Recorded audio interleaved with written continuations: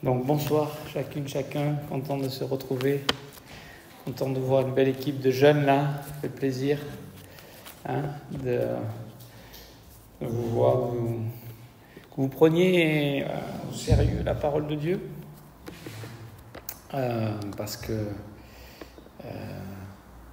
cette illustration dont tu viens de nous donner dans Luc 10, de Marie et de Jésus, de cette écoute, c'est la difficulté qu'on a tous. Même les adultes, on a ce problème. Mais les jeunes encore plus. Parce que vous faites ça toute la journée, qu'à la fin de la journée, ils disent, c'est bon, maintenant, on va faire autre chose. Et pourtant, c'est... Baisse un petit peu, si c'est possible. Merci. Alors, on y va. Vous êtes prêts? Vous êtes avec moi? On va lire une histoire que vous connaissez bien. Dans Juge, toujours, on continue. On avance un peu, on va essayer d'avancer un peu ce soir.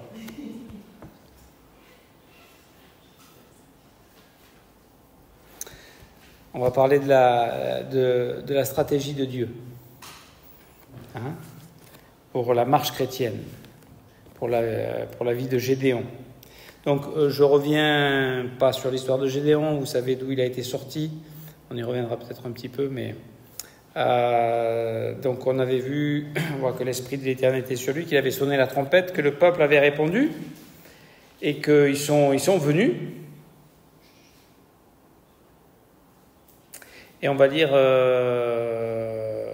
donc quand il a sonné la trompette, le peuple s'est rassemblé, parce qu'il y avait un son, il y avait le son de la présence du Saint-Esprit qui a attiré le peuple. Alors le peuple, on le savait qu'il était dans un état de brisement, parce qu'ils étaient écrasés par les Amalécites, et que donc ils étaient exploités, ils étaient en souffrance. Et donc, vous savez, quand on est en souffrance, on n'est plus à l'écoute. Et c'est pour ça que souvent Dieu permet les épreuves dans nos vies, c'est parce que quand tout va bien, ou quand on pense que tout va bien, ou quand on arrive à vivre avec nos masques et qu'on n'est pas dans la réalité de prendre la prise de conscience de notre besoin. Voilà, on entend, mais de loin. On prend ce qui nous intéresse, ce qui ne nous intéresse pas, on laisse passer. Mais quand on est dans le besoin, quand on est dans la souffrance, quand on est sans espoir, quand on est au bout de nous-mêmes, là on cherche à entendre. Et donc ils ont entendu la trompette, ils se sont rassemblés, ils sont venus. Et maintenant, on va lire l'histoire de la toison de Gédéon. Vous connaissez la toison de Gédéon?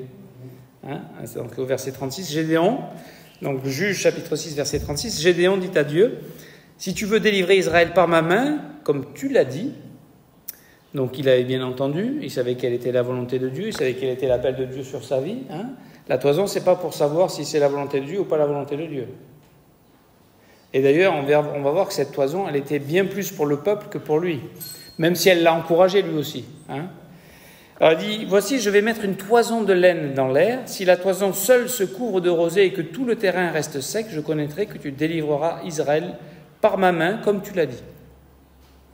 Et il arriva ainsi. Le jour suivant, il se leva de bon matin, pressa la toison et en fit sortir la rosée qui donna l'eau pleine d'une coupe. Alors tu dis, waouh, c'est peut-être un coup de peau, on ne sait pas, peut-être l'herbe a séché plus vite que la toison, et puis il y a eu plus d'humidité dans la toison, enfin on ne sait pas. Ouais.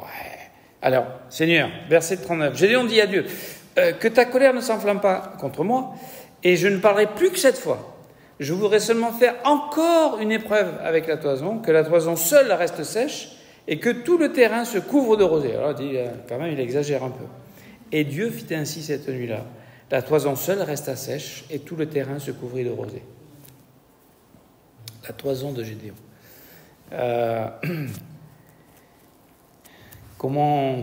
Qu'est-ce que ça veut dire pour notre vie? Alors, je crois que dans cette histoire-là, cette toison, c'est signe que Dieu a opéré à travers la toison.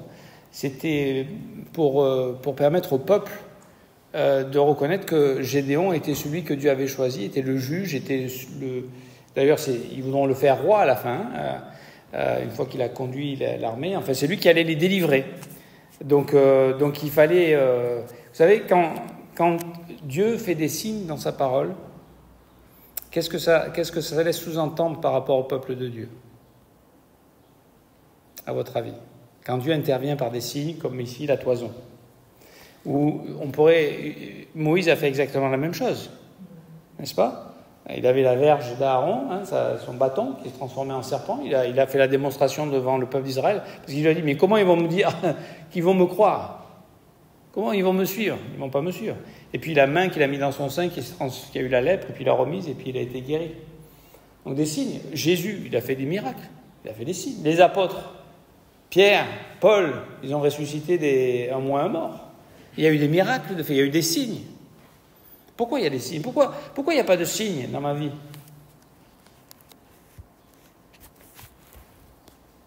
C'est une bonne question. Alors, quelqu'un a une idée un peu? Quand est-ce que Dieu agit et intervient avec des signes? Vous avez une idée? C'est quand la foi du peuple est très faible. C'est quand ils sont loin, quand ils sont perdus, quand ils sont égarés, quand ils ne savent plus entendre la voix de Dieu, quand ils ne savent plus reconnaître son pas, quand ils ne savent plus reconnaître sa main qui intervient. Quand leur foi est aux extrémités. Et Dieu intervient par grâce à travers des signes particuliers. Mais j'aimerais vous dire que, on va le voir, en fait, Dieu intervient dans la vie de Gédéon. Et on pourra faire une application pour notre propre vie, à nous, personnelle. Il intervient d'une façon toute particulière et on va avancer avec ça. Donc, nous, par moments, notre foi aussi est faible, fragile, est loin. On est dans le doute, on est dans la crainte, on est prisonnier des fois. Qu'est-ce qui a amené le peuple à se retrouver dans cette situation? Et c'est le cycle incessant du livre des Juges. Qu'est-ce qui a fait qu'ils se sont retrouvés assiégés et sous la domination amalécite et dans la misère? Ils leur prenaient tout, leur vivre, c'est ce qu'on a vu au début de ce chapitre. Ils étaient vraiment oppressés parce que les amalécites, ils venaient et quand c'était le moment de la récolte, ils prenaient tout, ils repartaient avec tout. Et ils les laissaient à peine survivre.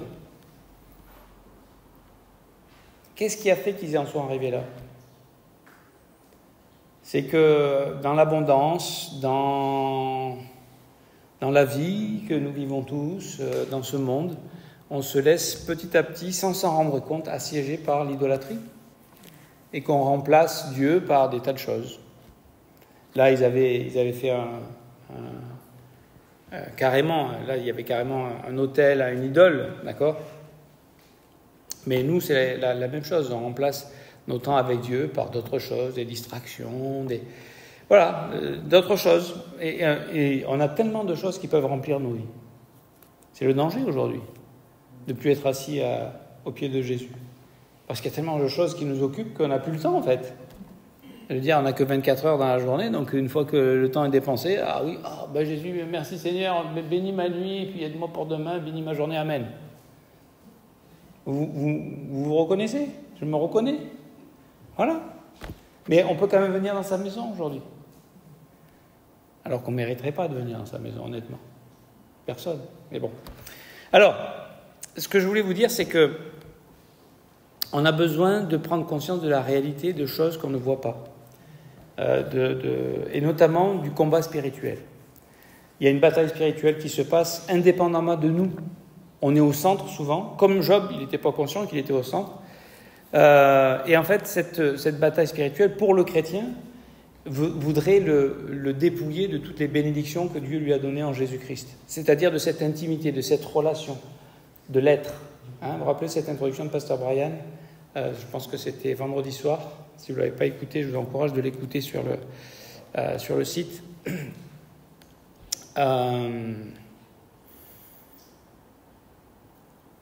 Et donc, j'aimerais vous dire, la plupart des gens, et je parle des chrétiens, alors vous imaginez les non-chrétiens, ils n'ont aucune idée de cette bataille spirituelle. D'accord? Ils n'ont aucune idée de la guerre spirituelle qui est tout autour de nous.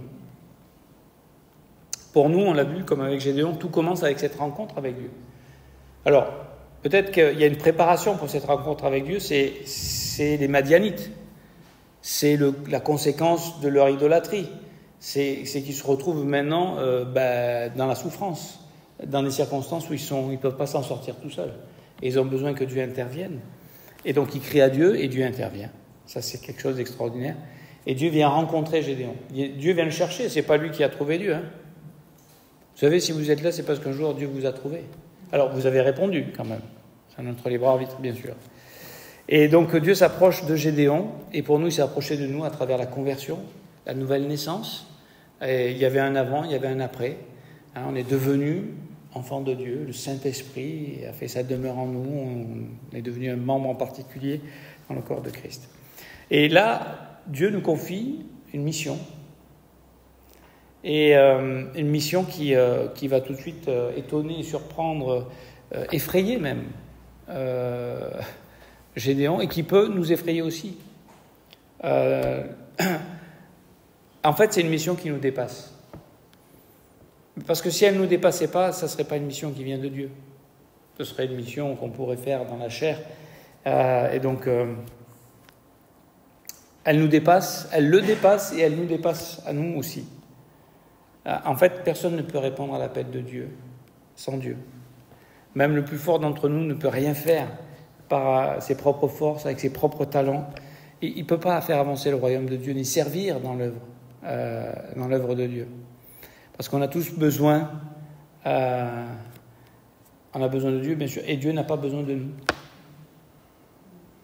C'est une grâce s'il nous invite à partager des choses avec lui, mais Dieu il n'avait pas besoin de nous pour créer le monde, il n'avait pas besoin de nous pour racheter l'humanité, il n'a pas besoin de nous, Dieu. D'accord ? Nous, oui, on a besoin de lui, mais lui, il n'a pas besoin de nous. Tout est accompli, et si il a choisi de se limiter avec le fait de nous utiliser, et en nous offrant une vocation céleste, un appel en particulier, et chacun d'entre nous, tu dis, oh non, le pasteur il a un appel, pasteur François, d'accord, puis ceux qui servent à l'école du dimanche peut-être, et puis voilà, les musiciens, ils en ont même, moi j'ai pas d'appel. Non, on a tous un appel, dans le corps de Christ, tous, avec des dons que Dieu a donnés pour servir dans l'Église, et servir dans le royaume de Dieu, et servir le Seigneur. En fait, s'il nous propose de marcher avec lui, d'œuvrer avec lui, de le servir, c'est pas parce qu'il a besoin d'être servi. C'est parce que dans ce processus-là, il va y avoir quelque chose qui va se passer. Il y a une intimité qui va se créer entre lui et nous. Et c'est pour ça qu'il nous a, chacun d'entre nous, donné une vocation céleste. C'est pas parce que, ah mince, je peux pas le faire, tu peux le faire pour moi. Non, il peut tout faire. Il dit une chose, elle existe. Je veux dire, il n'y a aucun problème pour lui. Mais il se limite. Parce que ce qu'il veut, c'est qu'il y a une œuvre qui se fasse dans notre cœur, et elle ne pourra pas se faire si on ne marche pas ensemble, si on n'apprend pas à marcher ensemble, si on n'apprend pas à l'écouter, à dépendre de lui, à nous appuyer sur lui. Donc en fait, s'il nous donne un appel, c'est pour qu'on le découvre, c'est pour qu'on le connaisse, c'est pour qu'on apprenne à lui faire confiance. Et vous savez ce qui va se passer si on accepte ? On va être béni. Alors, ce n'est pas la bénédiction à laquelle on s'attendait. Naturellement, je vais devenir riche, je ne vais plus être malade, je vais réussir tout ce que je veux. Ça, c'est la bénédiction terrestre. Il peut y avoir, et Dieu, dans sa grâce, nous donne des bénédictions terrestres aussi. Mais la bénédiction, c'est qu'on le connaît, lui. C'est qu'on peut supporter l'épreuve. C'est qu'on peut rentrer dans des choses qui nous dépassent. C'est qu'on peut accomplir des choses et des œuvres éternelles. C'est qu'on peut commencer à avoir un compte en banque dans le ciel, des récompenses qui nous attendent dans l'éternité. Et ce qui va se passer, c'est que nous, on va être bénis, et le Seigneur, lui aussi, va être béni. Parce que ce qui lui plaît le plus, c'est quoi ? C'est d'être avec nous. C'est d'avoir une relation avec nous. Et qu'on la veuille, cette relation, qu'on la désire, et qu'on apprenne comment la chanter. Il est rêvé du jour où je pourrai l'aimer.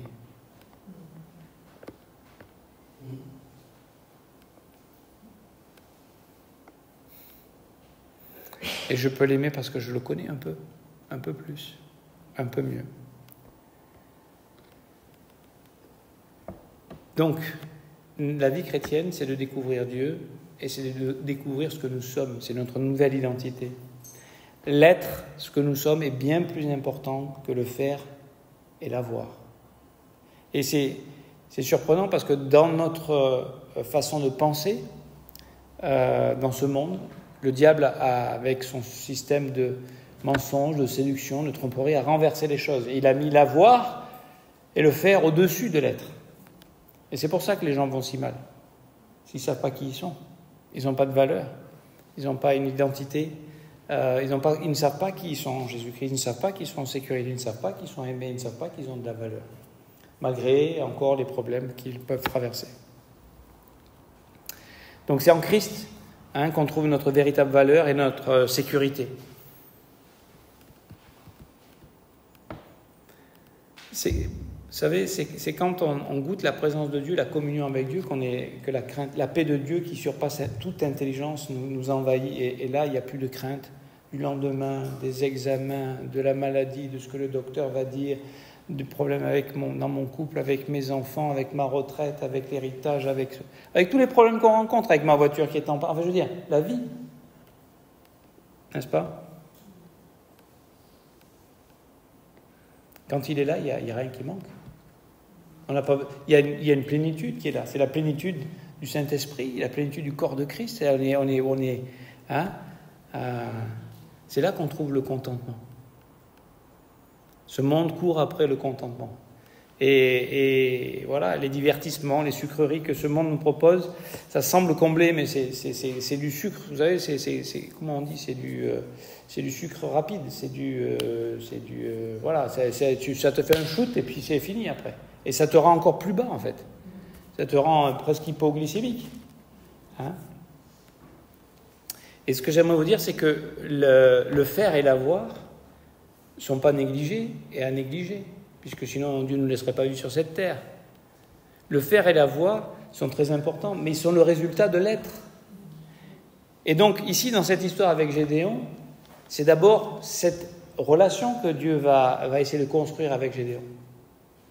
C'est d'abord cette identité qu'il va essayer de lui offrir à Gédéon, pour qu'il puisse, et on n'a pas le temps de lire tout le texte, mais on va y venir, vous allez voir. En fait, la première chose que Dieu veut établir avec nous, c'est cette intimité et cette relation entre lui et nous, et savoir qui on est. C'est ce qu'il a fait avec Gédéon. La première chose, c'est qu'il vient à sa rencontre, il se révèle.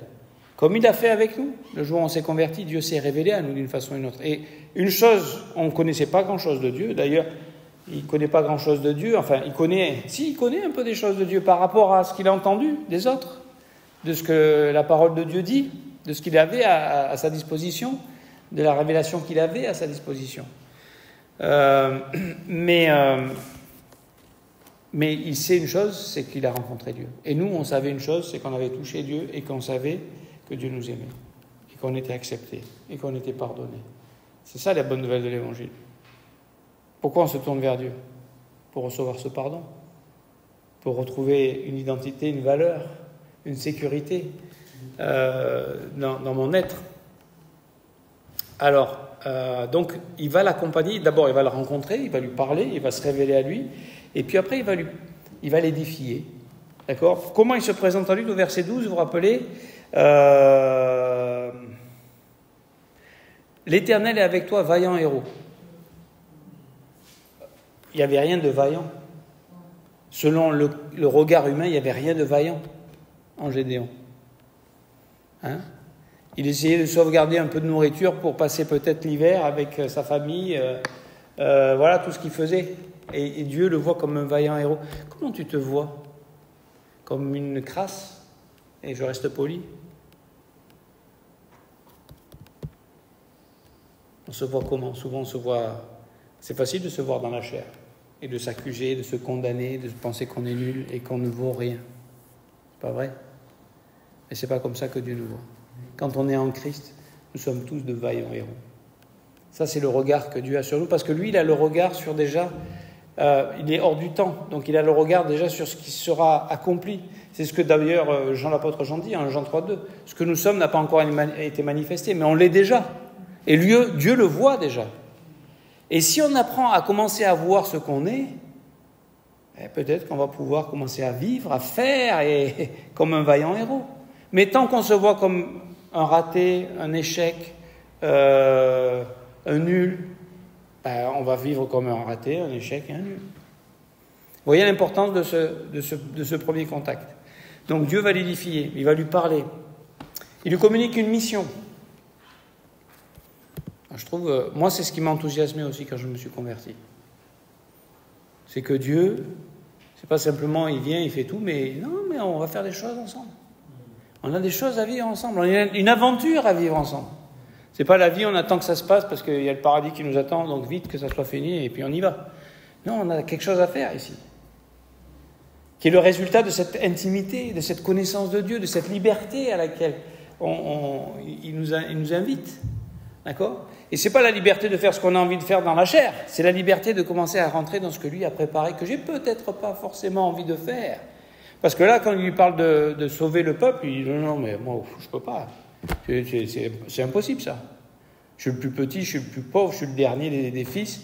Non, tu t'es trompé. Tu n'es pas venu à la bonne personne. Non, Dieu ne se trompe pas. Dieu ne se trompe pas. Ensuite,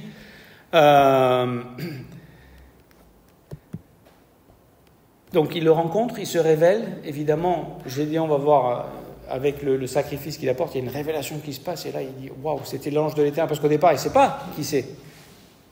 Au départ, voilà. Et tout d'un coup, là, il y a une connexion qui se fait. Et il sait qui c'est. Et il sait qu'il a touché Dieu, qu'il a vu Dieu. Et sa vie est changée. Et Dieu lui demande de faire une chose pour commencer. Alors, la mission générale, c'est de sauver, de délivrer le peuple des Madianites. Mais il lui demande d'abord de commencer par une chose plus simple, plus à sa portée. Et j'aimerais vous dire, c'est ça la vie chrétienne. C'est qu'avant d'aller tuer Goliath, David, il a tué le lion et l'ours. Bon, déjà, attaquer un lion et un ours, c'était déjà pas mal. Ça demandait Dieu. D'accord ? Mais il l'a fait. Ce que je veux dire, c'est que Dieu nous demande d'apprendre. Et c'est ce qu'il va voir, en fait. C'est qu'en démolissant cette idole, il savait qu'il allait et c'est ce qui se passe d'ailleurs, c'est que tout le village se lève et veut lui faire la peau. Hein. Et là, on se dit, Dieu va faire un miracle, il va faire tomber la foudre du ciel, poum, et il va tous les détruire. Hein, comme Jean et Jacques. Ils disent, tu veux qu'on fasse tomber la foudre du ciel sur ceux qui ne veulent pas t'accueillir, Jésus ? Non, on aimerait ça. Ça, c'est spectaculaire, ça, c'est hollywoodien, ça, c'est ce qu'on voit à la télé, dans les films. Mais vous savez ce qui se passe ? C'est qu'il le fait. C'est qu'il est accusé par tout le monde et ils veulent tous lui faire la peau, mais Dieu va le délivrer.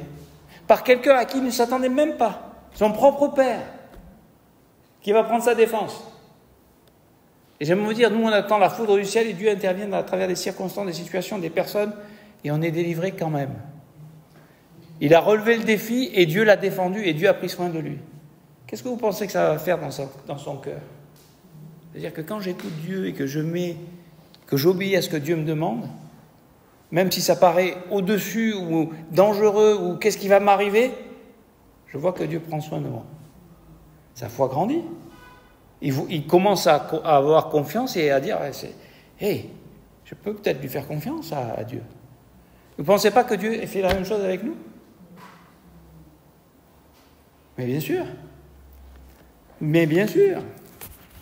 Pensez à certains de nos jeunes qui ont pris des responsabilités. Ah oui, on préfère s'asseoir et regarder les autres faire. Mais je pense que, voilà, ils ont obéi, ils ont transpiré peut-être. Mais je pense qu'il y a une joie, il y a une bénédiction. Ils ont vu que Dieu était là aussi pour leur donner la provision de faire les choses dans lesquelles... Ils ont fait des choses. Mais pas pour devenir quelqu'un. Et c'est ça la clé de la vie chrétienne. C'est que beaucoup de gens font beaucoup de choses pour essayer d'être quelqu'un. Mais nous, c'est parce qu'on est quelqu'un qu'on commence à faire des choses. On ne va pas améliorer ce quelqu'un. Ça a déjà été fait par Jésus. On va découvrir ce nouveau quelqu'un qui peut trouver la joie dans le service, dans le don de soi, dans le sacrifice. Ça, c'est impensable. C'est pas humain, ça. Comment c'est possible que je renonce à moi-même et que j'ai la joie dans mon cœur ? C'est ça la vie ensemble, la vie dans le corps de Christ. N'est-ce pas ? Alors, il agit de manière radicale et Dieu prend soin de lui, Dieu le rassure. Donc la confiance se construit. Après, il lui dit, je suis avec toi. Il lui dit, c'est moi qui t'envoie. Et ça, c'est la parole de Dieu qui, petit à petit, commence à construire en nous cette confiance en Dieu, cette dépendance à Dieu. Est-ce que sérieusement, est-ce que un instant, on s'arrête juste un instant, est-ce que tu peux réaliser un instant que Dieu est avec toi?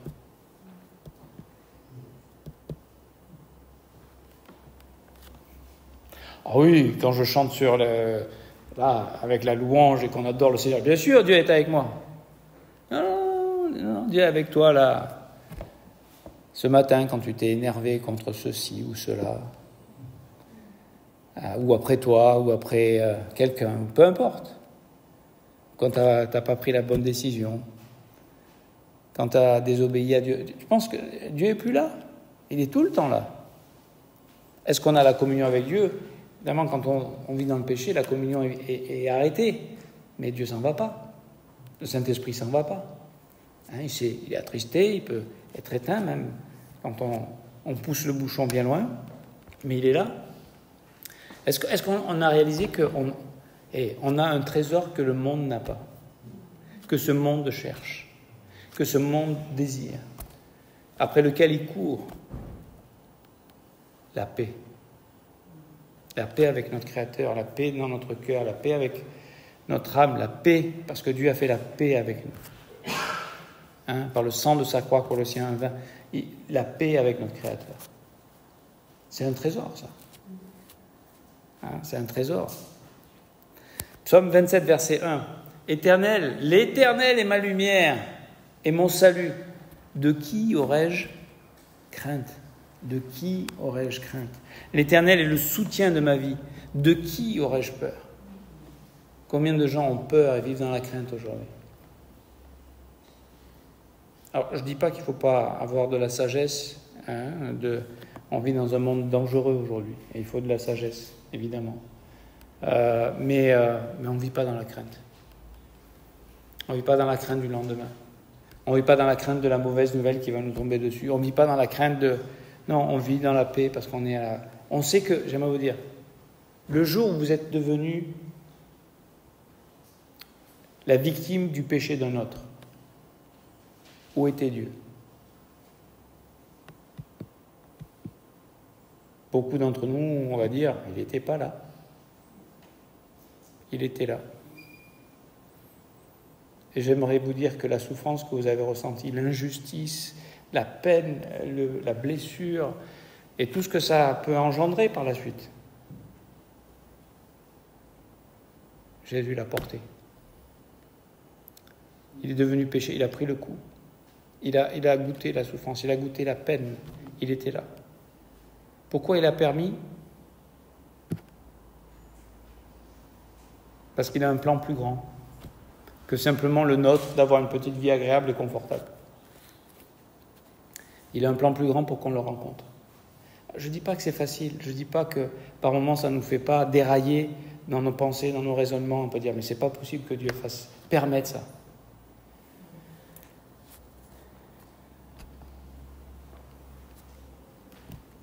Est-ce qu'on peut revenir sur le passé? Qu'est-ce que vous allez faire avec votre passé? Combattre ou l'accepter? Et croire que Dieu était dedans et croire que Dieu va utiliser ce passé douloureux qui aujourd'hui peut-être vous hante encore dans certaines mesures, mais que Dieu a utilisé pour vous façonner à son image, pour vous attacher à lui, pour dépendre de lui, pour ne pas être trop fort par vous-même, pour comprendre que maintenant que vous êtes ce que vous êtes, parce que Dieu n'a pas choisi les gens forts, les gens nobles, les gens riches, il a choisi les faibles, les choses folles, les choses faibles de ce monde. Il a choisi toi et moi. Qu'est-ce qu'on est, nous? On n'est rien, on n'est personne. Et Dieu vient faire sa demeure en nous. Et Dieu vient apporter sa paix. Dieu vient apporter sa vie, sa joie, sa liberté, son amour, sa grâce. Et il dit un peu plus loin au verset 2, « Quand des méchants s'avancent contre moi pour dévorer ma chair. » Donc, ça, c'est la réalité du monde dans lequel on est. Hein. Il y a un ennemi spirituel, un ennemi physique. Hein.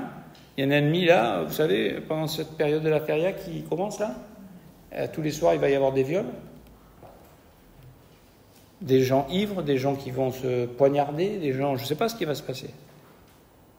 L'alcool en plus désinhibe et amène de la folie. Mais ça va se passer là ce soir.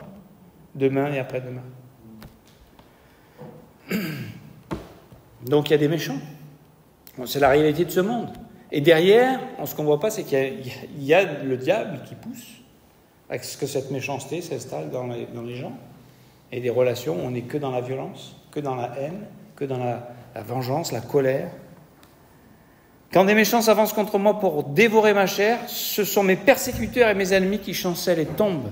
Écoutez bien ce qu'il dit, verset 3. Si une armée se campait contre moi, mon cœur n'aurait aucune crainte. Si une guerre, vous imaginez, une guerre s'est levée contre moi, c'est-à-dire une guerre s'élève contre moi, je serai malgré cela plein de confiance. Et comment c'est possible ça? Alors la sagesse nous dit, on ne va pas aller à la fête ce soir à la feria. Bien sûr, au moins on n'aura pas ce risque et ce problème.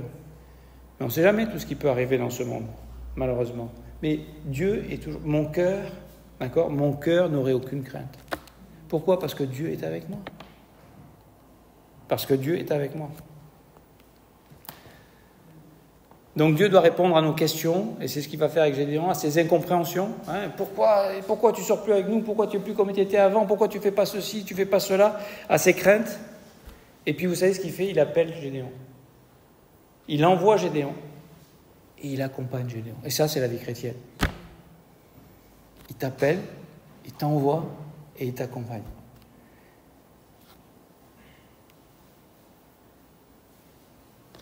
En fait, l'objectif de Dieu, c'est qu'à la fin, on devienne amis. Comme ça a été avec Abraham, dans Jacques 2,23, qui a été appelé l'ami de Dieu.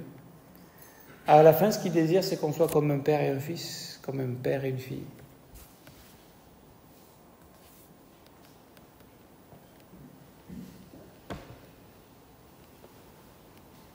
Donc Dieu, en fait, petit à petit, il se révèle à Gédéon et il fait grandir quoi? Sa foi en lui, sa confiance en lui. Il dit, allez, sonne du clairon, sonne de la trompette. Allez, vas-y. Et le peuple, il s'assemble. Tu ne penses pas que ça peut impressionner et émerveiller Gédéon? Mais qui je suis pour qu'il vienne? Personne ne le connaissait, Gédéon, c'est le plus petit. Pourquoi il vienne?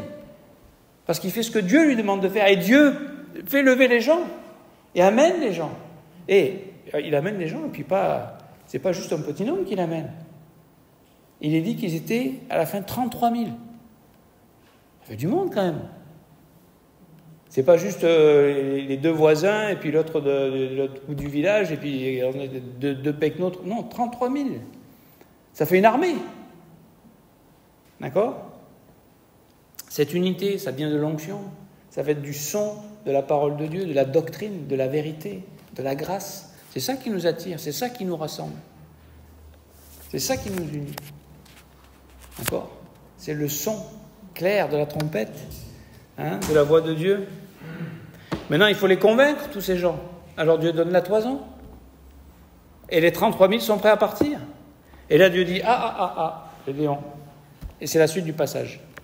Et c'est 9 heures. Que faut-il faire? Juste quelques mots pour terminer.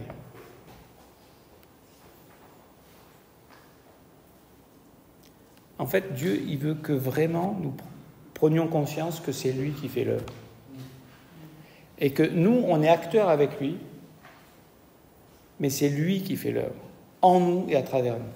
33 000, vous savez combien d'ennemis? 135 000. Le rapport, ça fait 1 pour 4,22. 21,877. Non. Allez, 4,22. Vous imaginez? Ils vont au combat, ils sont 1 pour 4, plus de 4 bonhommes en face. Des guerriers, armés, jusqu'aux dents. Eux sont des paysans. Ils ont des fourches, ils ont des faux, qu'est-ce qu'ils ont? Mais ils y vont, 33 000. Et Dieu dit, hop. Vous êtes trop nombreux. Vous allez penser que c'est grâce à vous que vous avez eu la victoire.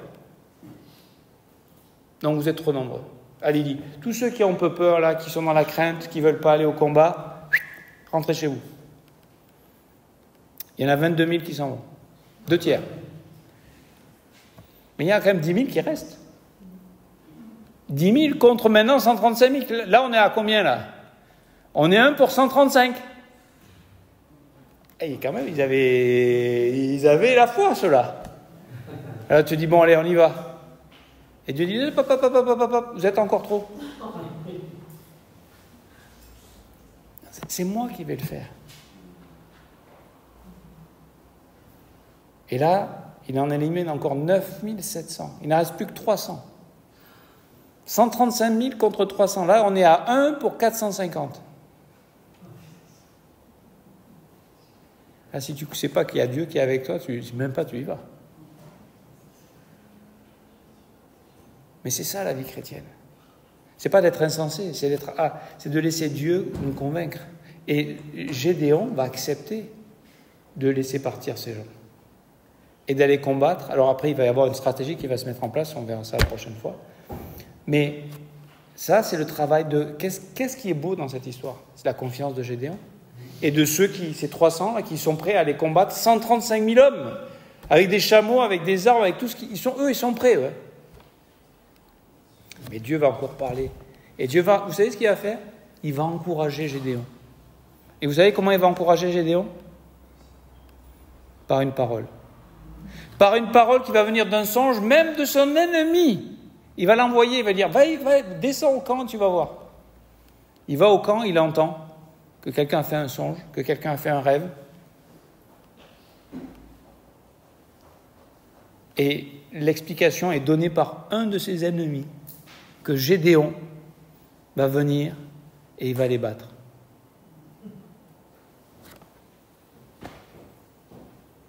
C'est quand même extraordinaire. Mais qui c'est qui agit dans tout ça? C'est Dieu. Et ce qu'il agit, c'est la foi de ces hommes. Et la délivrance qui va bien sûr opérer à travers eux. Donc, la stratégie de Dieu, c'est qu'on devienne tellement intime de lui, qu'on le connaît tellement, qu'on connaît son cœur, on connaît son caractère, on connaît sa grâce, on connaît son amour, on connaît sa fidélité. C'est que quand il dit une chose, on ne tergiverse pas pendant 10 minutes, 1 heure, 10 heures. On sait, Dieu a parlé. Je vais le suivre. Je vais l'écouter, je vais l'obéir. Je vais lui faire confiance.